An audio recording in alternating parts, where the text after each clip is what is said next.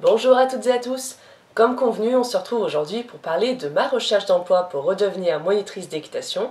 Et comme cette partie va être plutôt rapide, parce que à ma grande surprise ça a été très rapide, je vais aussi vous parler de mon entretien, donc de l'entretien que j'ai passé dans le centre équestre.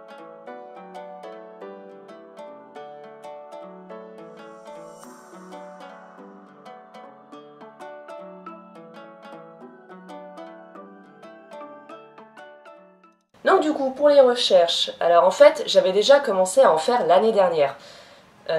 Comme toujours, quand je veux chercher dans un emploi dans le milieu équestre, je vais sur le site de la FFE, côté des annonces, et sur Equiresources. Je suis aussi sur des groupes Facebook un peu spéciaux sur ça, donc genre le groupe Pôle emploi équestre, groupe des petites annonces équestres, etc. Donc l'année dernière, en plus de chercher sur la FFE, sur Equiresources, j'ai aussi posé mon CV sur les groupes Facebook en racontant un petit peu mon expérience, et j'ai même envoyé des candidatures spontanées au centre équestre aux alentours. Et rien. Ça n'a rien donné du tout. J'ai donc refait une année en tant qu'animatrice périscolaire vu que mon CDD avait été renouvelé. Vous constaterez que si ça n'a rien donné l'année dernière, c'est tout simplement parce que c'était juste pas le bon moment pour que ça marche cette année-là. Putain, je suis fatiguée. Et vous constaterez que cette année, ça a été complètement différent. Déjà, j'ai commencé, j'ai même pas cherché... En fait, le site de la FFE, j'ai regardé un petit peu toute l'année. J'ai passé toute l'année à regarder un petit peu, mais il y avait absolument rien du côté de l'Isère. Et même dans la région Rhône-Alpes globale, il y avait aucune annonce toute l'année. Equiresources, pareil, ou alors pas des annonces de mon métier. Donc cette année, en fait, j'ai mis directement mon CV sur ces groupes Facebook et j'ai eu très vite plein de messages. J'ai d'abord eu beaucoup de messages me félicitant sur l'originalité de mon CV et j'avoue que j'étais pas peu fière. C'est vrai que la forme de mon CV est différente des autres car comme je suis animatrice poney, déjà ma conseillère Pôle emploi m'avait conseillé de mettre de la couleur, que ça fasse vraiment assez animé, que ça fasse punchy, tout ça. Pour une fois qu'un conseiller Pôle emploi donne un bon conseil, donc déjà j'avais fait ça, j'ai un CV, je vais vous le mettre là si vous voulez avoir une petite idée, juste là, j'ai un CV qui déjà est plus coloré que la plupart des CV et surtout il a une mise en page assez originale également. Donc cette idée de mise en page, je l'ai pas eu toute seule, j'ai cherché tout simplement des modèles sur internet. Si vous cherchez à refaire votre CV, franchement n'hésitez pas à aller regarder des modèles sur internet, il y en a des super originaux, bon il y en a c'est un peu tiré par les cheveux quand même, il y en a c'est un peu trop graphique des fois, mais il y en a c'est vraiment des super bonnes idées et celui-là je l'adore parce qu'en fait il est rapide à lire. En un coup d'œil, on voit les formations et mon expérience et ça c'est super important pour un CV. Voilà, j'ouvre la parenthèse CV. Quand vous faites un CV, vraiment assurez-vous que ce soit simple, clair et rapide à lire. Car les employeurs, ils passeront jamais plus d'1 minute à lire votre CV. Surtout si c'est des grosses entreprises qui reçoivent plus d'une dizaine de CV par jour. Ça sert à rien d'écrire des longues phrases pour raconter vos expériences et vos formations. Ça, gardez ça pour la lettre de motivation, c'est fait pour. Ça doit vraiment être archi simple et archi rapide à lire. Voilà, je ferme la parenthèse CV. Donc, pour reprendre l'histoire, en plus de ces commentaires, j'ai reçu plusieurs messages de centre équestre qui recherchaient exactement mon profil. Cependant, on reproche souvent, même juste aux gens, tout simplement, de pas assez bien lire les choses, et les employeurs font exactement la même erreur puisqu'ils n'ont pas beaucoup lu mon post. Voilà, ils ont tellement vite lu mon CV qu'ils n'en ont rien eu à faire de tout ce que j'avais écrit dans le post en fait. Donc ils n'ont pas beaucoup lu parce que j'avais précisé que je souhaitais rester en Isère. Et les 80% des centres équestres qui m'ont contacté m'ont demandé si ça me dérangeait pas de changer de département, voire de carrément aller à l'autre bout de la France, genre en Normandie, j'en ai eu un. J'ai justement précisé que je souhaitais rester en Isère, c'est que je souhaite rester en Isère. Je souhaite rester en Isère pour plusieurs raisons, parce que déjà j'ai bougé une fois pour mon précédent emploi, vu comme ça s'est passé, j'ai dit que plus jamais je quitterai l'Isère. Parce que ça m'a vraiment saoulé en fait de quitter ma famille pour ça, je suis très proche de ma famille et avoir été séparée d'eux pendant 3 ans comme ça, pour ce que ça a donné, je l'ai beaucoup regretté, donc j'ai dit je ne bouge plus de l'Isère. Ensuite il n'y a pas que moi dans l'histoire, c'est pour ça que je ne veux pas bouger, il n'y a pas que moi dans l'histoire. On va s'installer ensemble avec mon copain, donc maintenant mes décisions impliquent les siennes et c'est réciproque dans mon travail. Et puis juste, je ne veux pas changer l'Isère, c'est tout. C'est même sans aller plus aussi loin que ça, c'est juste je ne veux pas partir de l'Isère. Donc en fait, dans ce poste, je crois qu'il n'y en a eu que 2. Qui m'ont proposé un emploi. L'une, c'est une ancienne camarade de ma promo de BPGEPS qui m'a proposé un emploi. Très tentant, franchement, en plus elle me connaît, elle connaît ma façon de travailler, c'est justement pour ça qu'elle avait pensé à moi pour ça. C'était franchement tentant, mais le problème c'est que c'était un peu trop loin, que ça allait être trop compliqué avec le boulot de mon copain. On aurait pu trouver un moyen de se mettre pile au milieu de nous deux, mais le truc c'est que j'ai pas le permis encore, et que pour moi ça allait être trop compliqué. Et autant pour moi que pour lui en fait. Alors que le deuxième centre équestre, il est à 45 minutes de chez moi, et en plus il se rapproche un peu du boulot de mon copain, donc c'était juste le parfait juste milieu avec mon boulot et celui de mon copain. En soi c'était parfait, c'était proche. Bon, il y a un petit déménagement hein, quand même faire, comme vous voyez, par ces petits bouts de carton là. Dans tous les cas, on allait être obligé de déménager vu qu'on s'installait ensemble. Tout semblait parfait, en fait les étoiles s'alignaient, en plus aussi. Chose j'ai oublié, d'autres centres équestres qui m'ont contacté qui à la limite n'étaient pas trop loin de chez moi, ils voulaient que je commence de suite. Alors pareil, j'ai précisé dans mon poste que moi je cherchais pour septembre. Peut-être pour cet été, mais je garantissais rien, mais en tous les cas pour septembre. Donc Naplin ça n'a rien donné, du coup ce qu'ils cherchaient vraiment pour là maintenant dans l'immédiat, mais moi je ne pouvais pas parce que je travaille encore. Et le temps que je donne ma démission, qu'on déménage, etc., j'étais pas dispo avant au moins 2 mois, quoi. Donc c'était pas possible. Donc voilà, et elle, donc ce centre équestre là, à 45 minutes de chez moi, elle était d'accord pour attendre septembre. Elle m'a dit que ça l'arrangeait pour cet été, mais il n'y avait aucun souci pour attendre pour septembre. Donc déjà, elle a accepté d'attendre. J'avais un bon feeling en fait. Le peu qu'on a discuté, la conversation se passait super bien, elle était patiente, elle était prête à attendre. Ce que les autres n'ont pas fait, c'est même si j'étais apparemment exactement le profil qu'ils recherchaient, bah non, ils voulaient pas attendre, c'était pour maintenant. Franchement, ça se déroulait super bien. Mais il y avait quelque chose qui me faisait peur avec ce centre équestre, c'est que juste à voir leur Facebook, ils sont très centrés sur la compète. Horseball et CSO, parce que sur leur mur Facebook, j'ai bien aimé ce qu'elle m'a dit, si vous voulez en savoir un peu plus sur le centre équestre, n'hésitez pas à aller voir le Facebook et tout. Mais le problème, c'est que sur le Facebook, il n'y a que des vidéos live Facebook de leur match de Horseball.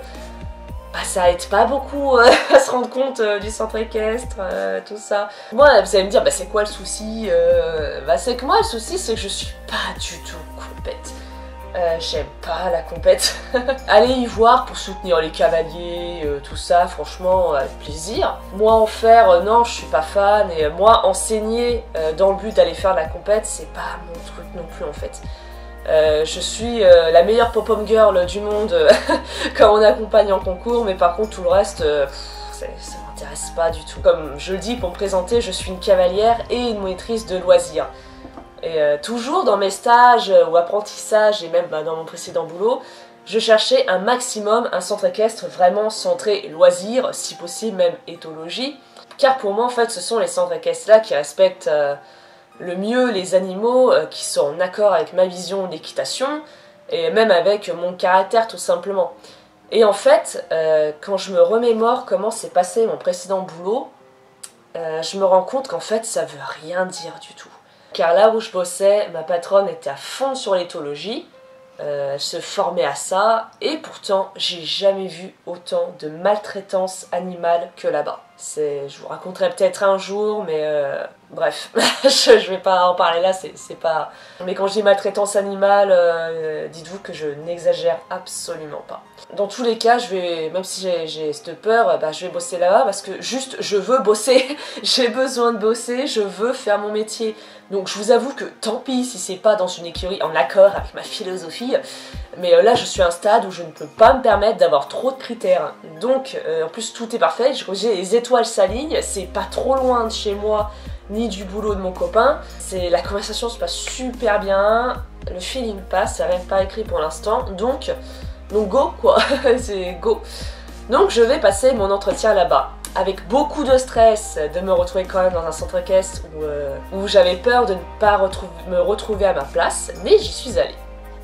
En fait, si je vous parle beaucoup de ça, truc où je me sens pas à ma place, c'est parce qu'en fait, dans mon stage de 3e, donc ma toute première année d'études, parce que j'ai commencé mes formations en 3e en lycée agricole, j'ai passé une très mauvaise première année de formation.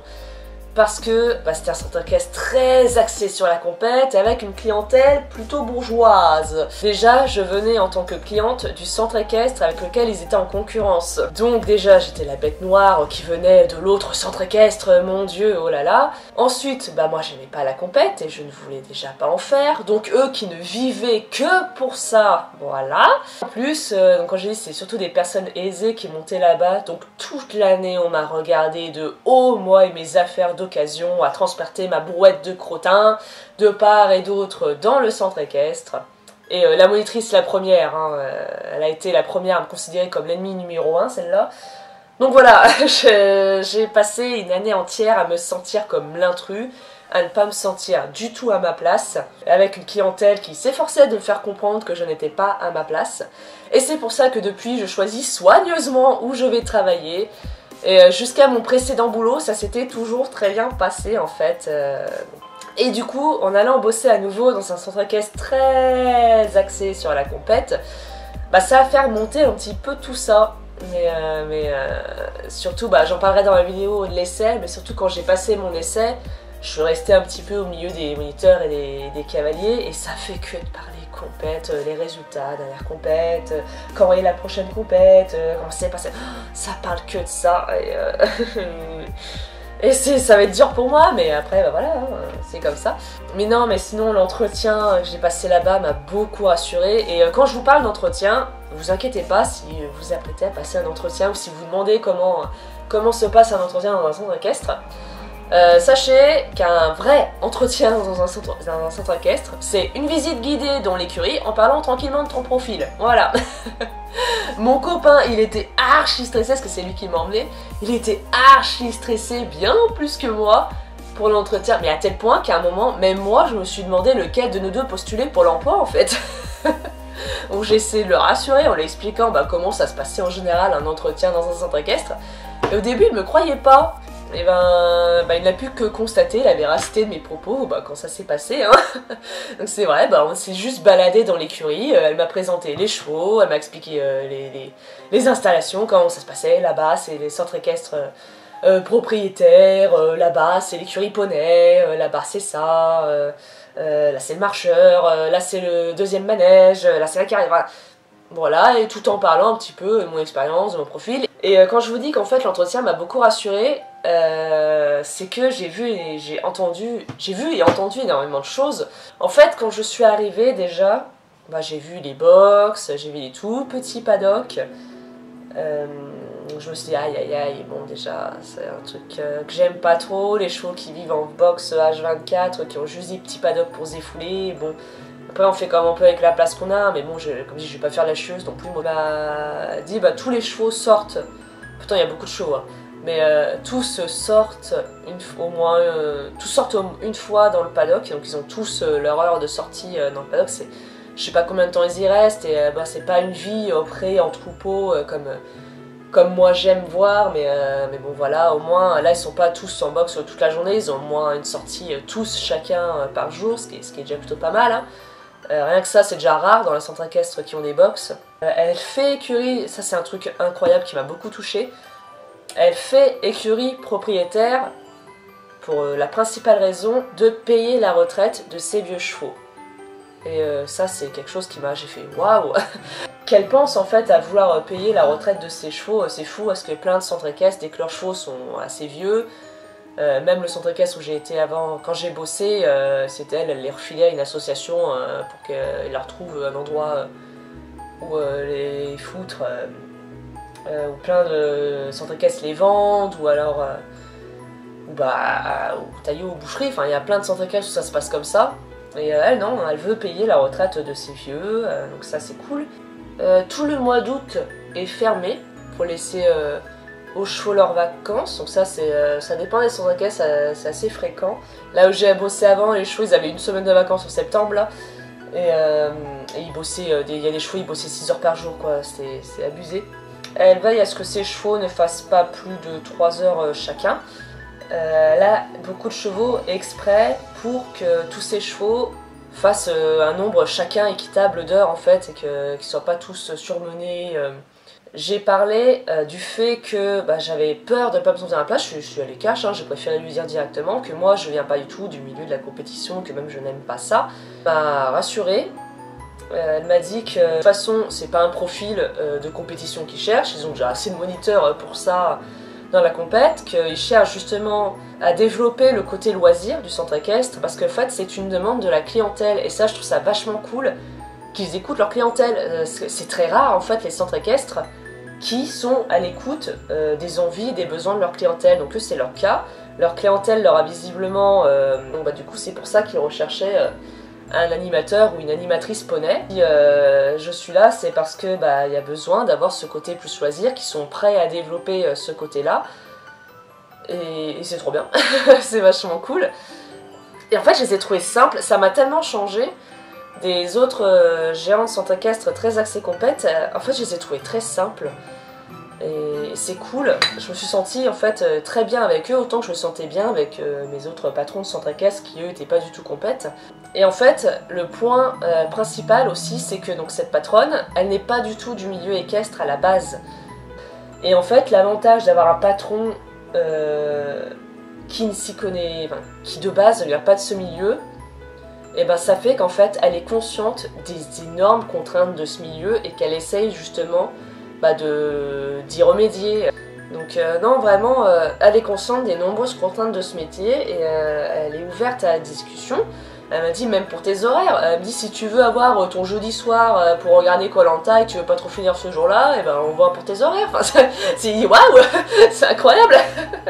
L'entretien m'a déjà beaucoup rassurée et l'essai dont je vous parlerai dans une prochaine vidéo m'a également énormément rassurée. Ça m'ouvre en fait sur un milieu que du coup je connais pas plus que ça, et que je vais pouvoir redécouvrir en fait, et c'est ça que je trouve cool, je vais pouvoir redécouvrir ce milieu, et j'ai hâte, franchement ça fait vachement envie, j'ai vachement hâte.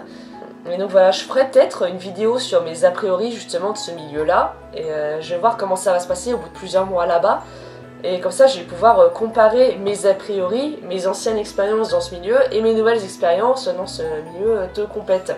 Et aussi autre chose, c'est que donc je suis censée faire l'entretien avec cette dame et avec ses filles, donc qui gèrent chacune aussi, qui sont aussi monitrices, qui gèrent aussi le centre équestre.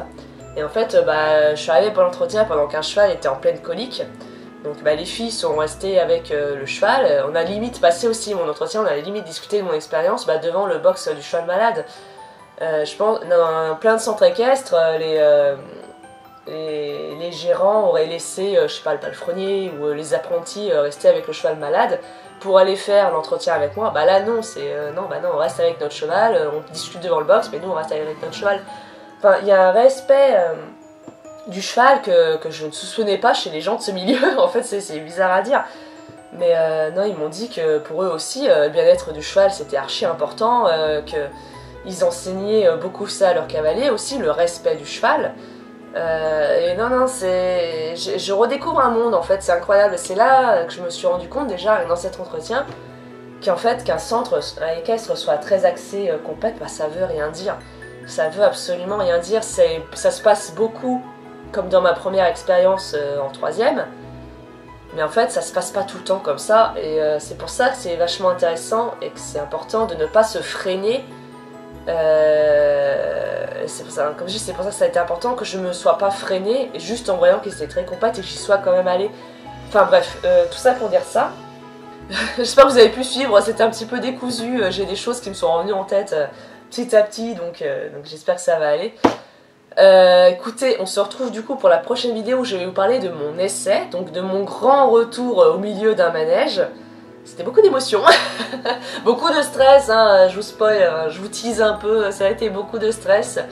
Mais je vous raconterai tout ça du coup dans la prochaine vidéo qui sera dédiée. Du coup, je vous dis à bientôt pour la prochaine vidéo.